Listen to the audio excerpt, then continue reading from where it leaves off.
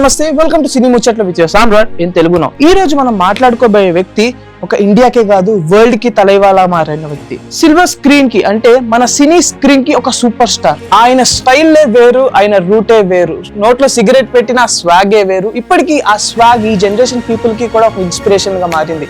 నేను ఎవరి గురించి మాట్లాడుతున్నారో మీ అందరికీ తెలిసే ఉంటది. ఆయన silver screen super star Rajinikanth గారి గురించి ఈ రోజు మనం మాట్లాడేసుకున్నాం. ఎందుకంటే ఈ రోజు డిసెంబర్ 12 అంటే ఇట్స్ తలైవా డే. ఇంకెందుకు స్టార్ట్ చేద్దామా?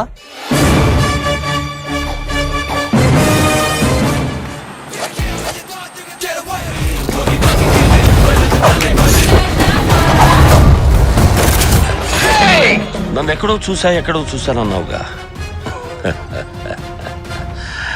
గుర్తుపట్టలేదా రాజా?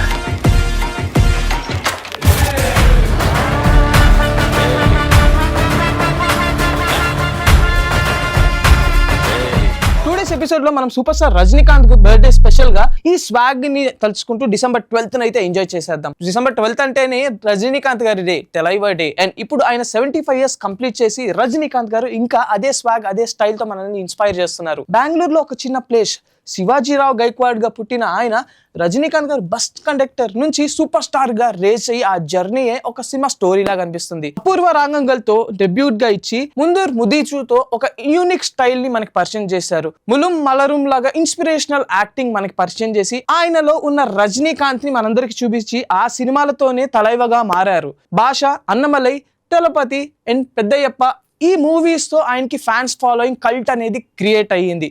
కబాలి, పేట, జైలర్ లాంటి హిట్స్ తో మోడర్న్ జనరేషన్ కి కూడా ఒక ఇన్స్పిరేషనల్ యాక్టర్ గా నిలిచారు ఆయన. రజనీకాంత్ గారు రాజా చిన్న రోజా అంటే ఇది 1989 లో ఇండియాలో the first Indian acting and animated hybrid cinema అనమాట. దీంట్లోనే ఫస్ట్ టైం యాక్టర్ గా అంటే ఇండియాని రిప్రజెంట్ చేస్తూ ఒక యానిమేషన్ తో పాటు ఈయన యాక్ట్ చేశారు ఆ సినిమాలో. దాని తర్వాత కొచాడియన్ తో ఇండియన్ డిజిటల్ అవతార్ లాగా పర్ఫార్మెన్స్ ఇచ్చారు మన తలైవా. రీసెంట్ గా AI టెక్నాలజీని కూడా యూజ్ చేసి మన తలైవాని సినిమాల్లో చూపించేశారు. Once again proudly saying, Rajini అంటే ట్రెండ్ ఫాలో కాదు, ట్రెండ్ సెట్ చేసే వ్యక్తి. రజనీ మూవీస్ బాక్స్ ఆఫీస్ లో రికార్డ్స్ బద్దలు కొట్టడం కాదు, క్రియేట్ చేస్తాయి. 2.0 2018 లో వరల్డ్ వైడ్ గా 800 crores గ్రాస్ కలెక్షన్స్ ని సంపాదించింది. జైలర్ 2023 లో 650 crores ని గ్రాస్ కలెక్షన్స్ ప్లస్ ఇచ్చింది. అండ్ ఇప్పటికీ ఆ హైప్ తో థియేటర్స్ ని షేక్ చేస్తున్న కూలీ సినిమా 2025 లో రిలీజ్ అయింది. ఆల్రెడీ 500 crores గ్రాస్ కలెక్షన్స్ ని సంపాదించుకుంది. అయితే ఈ సినిమాల నుంచి మనకు చూస్తున్నట్లయితే తలైవా స్టామినా ఇంకా తగ్గేది లేదు కదా, చేంజ్ కూడా కాలేదు. 50 years ప్లస్ సినిమాస్ లో ఇప్పటికీ ఆయన జర్నీ చెప్పాను కదా ఒక సినిమా లాగే ఉందండి. He still one and only top list లో ఉన్న and most influenced Indian actors అని కూడా చెప్పుకోవచ్చు.